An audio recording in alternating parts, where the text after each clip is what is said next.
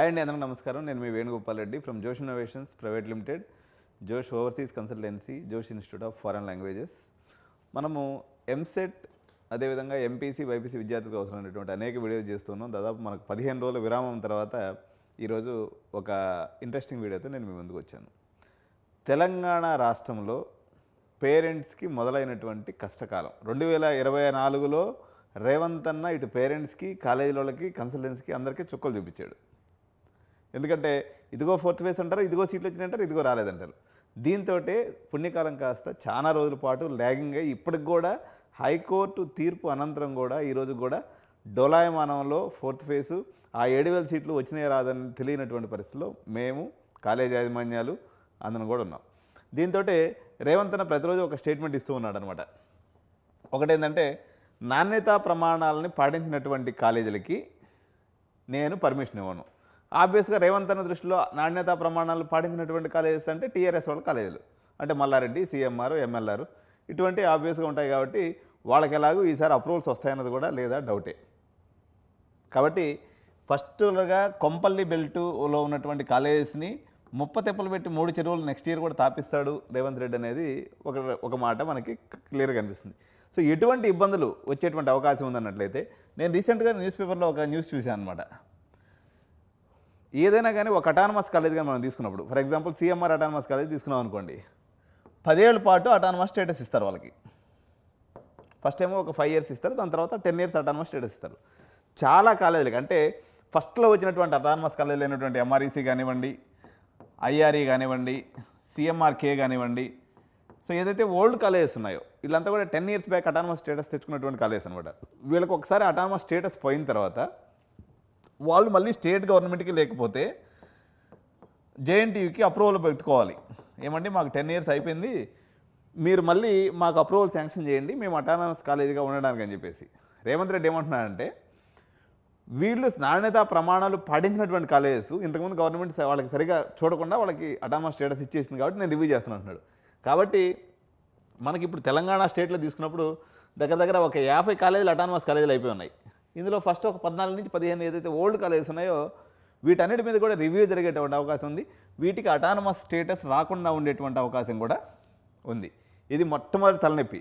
ఇది ఎప్పుడు దాకా మనకు తెలియదంటే జూన్ 15 వరకు మనకి ఈ అటానమస్ కాలేజీలా కాదనే విషయం కూడా మనకి తెలియనటువంటి పరిస్థితి. ఇది మొదటి కన్ఫ్యూజన్.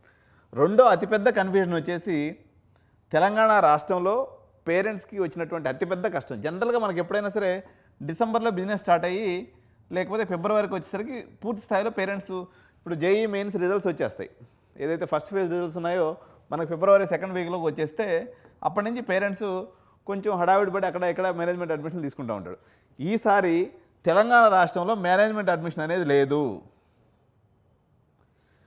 ఎందుకు లేదు అంటే, ఈయన ఏం చేస్తున్నాడంటే, ఇంతకుముందు ఏంటంటే బీ కేటగిరీ సీట్లన్నీ కాలేజ్ వాళ్ళు మేనేజ్మెంట్లో శుద్ధంగా అమ్ముకుపోయేవాళ్ళు అన్నట్టు. కానీ ఈసారి ఆప్షన్ లేకుండా పోయినసారి ఏం చేశాడంటే స్పాట్ అడ్మిషన్ వరకు టైట్ చేశాడు. ఈసారి అసలు బీ కేటగిరీ సీట్స్ని కూడా నేను ఆన్లైన్లో ఫిలప్ చేస్తాను అంటున్నాడు. ఆన్లైన్లో ఫిలప్ చేయడం వల్ల ఏమవుద్దంటే, మెరిటోరియస్ స్టూడెంట్స్ అందరూ ఈ టాప్ 30 కాలేజెస్లో సెటిల్ డౌన్ అయిపోతారు. అంటే టాప్ 30 to 40 కాలేజెస్లో మీరు ఎక్కడ మేనేజ్మెంట్ సీటు డబ్బులు ఇచ్చి కొనలేరు. డబ్బులు కట్టగలిగే పేరెంట్స్కి వాళ్ళకి ర్యాంకులు ఉండవు, మార్కులు పర్సంటేజ్లు కూడా అంతంత మాత్రంగానే ఉంటాయి. ఉదాహరణకి మనకు దగ్గరగా ఉన్నటువంటి ఒక 2-3 కాలేజ్ ఎగ్జాంపుల్ తీసుకొని చెప్తాను. ఇప్పుడు గోకరాజ్ కాలేజ్ ఉంది, డబ్బులు ఒక 15 లక్షలు డొనేషన్ పెట్టుకుని అందరూ బ్యాగ్లో పెట్టుకుని రెడీగా కూర్చొని ఉంటారు. వీళ్ళ పరిస్థితి ఏంటంటే వీళ్ళకి ఎప్పటికీ సీట్ రాదు. ఎందుకు రాదంటే, ఇప్పుడు మనకి కౌన్సిలింగ్లు తీసుకున్నప్పుడు 5,000 ర్యాంక్కి సెటిల్ అయిపోయింది అనుకోండి, ఏది ఏ కేటగిరీ.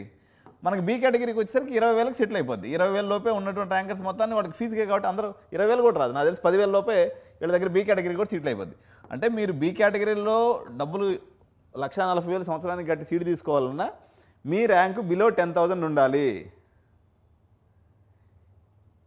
ఈ 10,000 నుండి ఇక్కడ సీట్ వచ్చేస్తే, ఇప్పుడు ఉదాహరణకి సిఎంఆర్ కాలేజ్ తీసుకుందాం ఫర్ ఎగ్జాంపుల్, వీళ్ళది ఒక 10 లక్షలు సింగిల్ పేమెంట్ ఉంటుంది. సహజంగా 10 నుంచి ఒక 12 లక్షల రూపాయలు సింగిల్ పేమెంట్స్ ఛార్జ్ చేస్తుంటారు సిఎంఆర్ వాళ్ళు.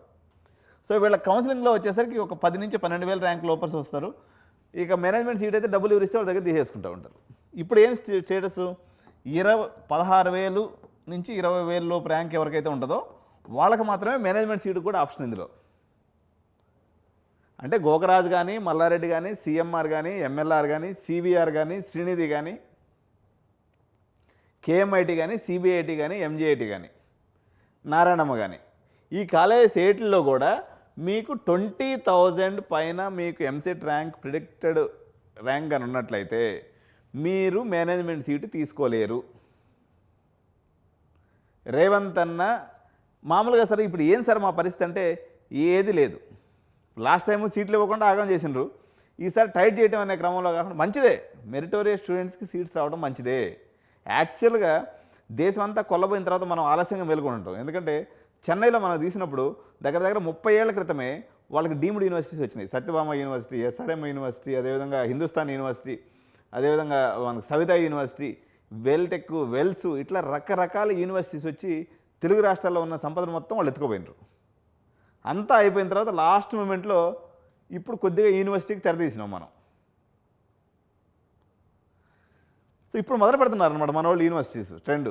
వీళ్ళు కరెక్ట్గా యూనివర్సిటీ సెటిల్డ్ అయిన లోపల ఫారిన్ యూనివర్సిటీస్ వచ్చేస్తాయి. ప్రపంచం అంతా ఎడిపోతుందంటే ఇప్పుడు ఉదాహరణకి చిన్న చిన్న దేశాలు అయినటువంటి దుబాయ్ కానీ, మలేషియా కానీ, సింగపూర్ కానీ, ఇవన్నీ కూడా ఫారిన్ యూనివర్సిటీస్ తీసుకొచ్చి పెట్టుకుంటా ఉంటే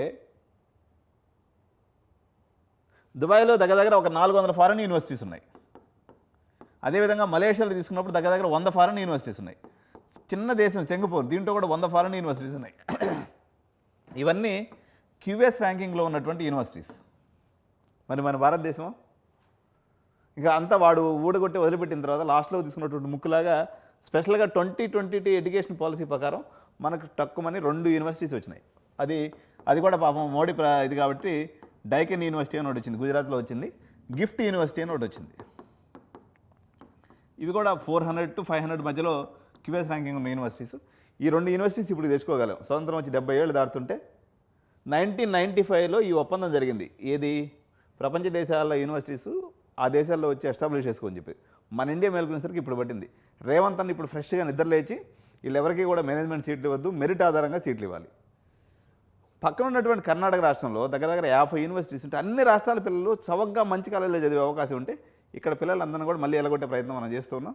సో కాబట్టి డబ్బులు ఉన్నటువంటి పేరెంట్స్ 20,000 లోపు ర్యాంక్ రాదు అనుకున్నటువంటి పేరెంట్స్ ముందుగానే పక్క రాష్ట్రాల్లో ఉన్నటువంటి కాలేజీల కోసం మనం ప్రయత్నాలు చేసుకోవడం తప్ప మనకు వేరే దారి లేదు. చివరి వరకు వెయిట్ చేసే పరిస్థితి లేదు. మీకు 20,000 ర్యాంక్ ఉందా లేదా జేఈ మెయిన్స్లో 95% పైన ఉందా, ఈ ఇద్దరికి మాత్రమే మేనేజ్మెంట్ సీట్స్ దొరుకుతాయి. మిగిలిన వాళ్ళందరూ ఒత్తోళ్ళే, బుడ్డ కాలేజీలో చదువుకోవాల్సి వస్తుంది.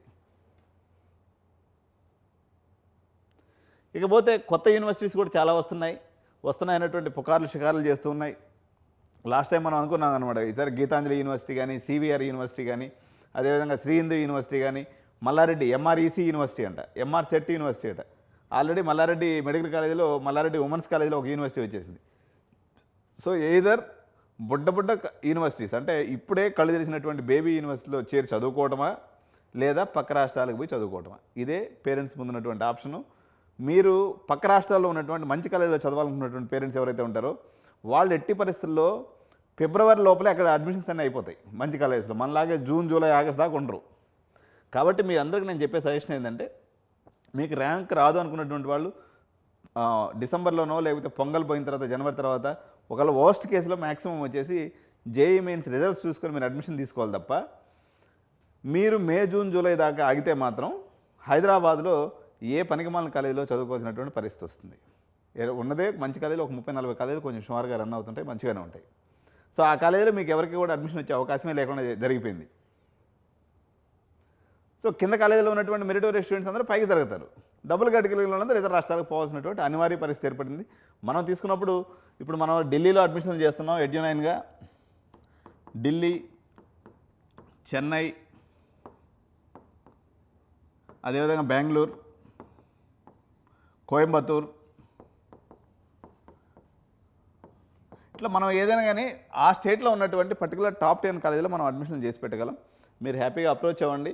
ఏదైనా కానీ ఫిబ్రవరిలోనే అడ్మిషన్ ప్రాసెస్ క్లోజ్ చేసుకోవడం అనేది ఉత్తమ మార్గం.